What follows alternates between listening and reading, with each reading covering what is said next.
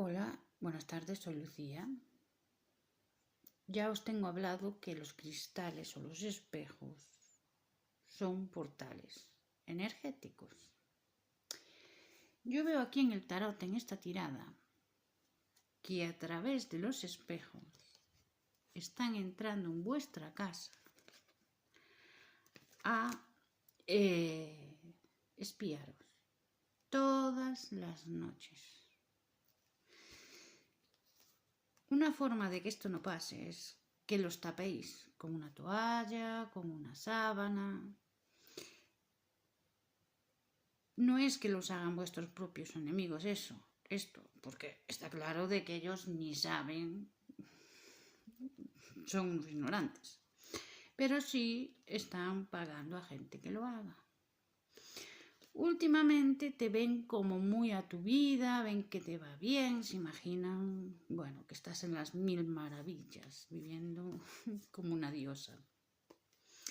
Y como no les das acceso a tu vida, están, que se muerden las uñas, quieren saber de ti, quieren saber qué haces, qué no haces, cuáles son tus nuevos proyectos, incluso si te vas a mudar de casa. Porque como se pasan todo el día pagando a gente para hacerse ver en el tarot, te ven, preguntan por ti, preguntan por tu vida, cómo te va. Y lo que sí que le dejaron claro es que te llegan muchísimas bendiciones, gracias a Dios.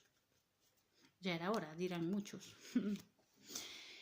Entonces haced mucho cuidado. Tapar los espejos antes de acostaros, porque hay brujas que se están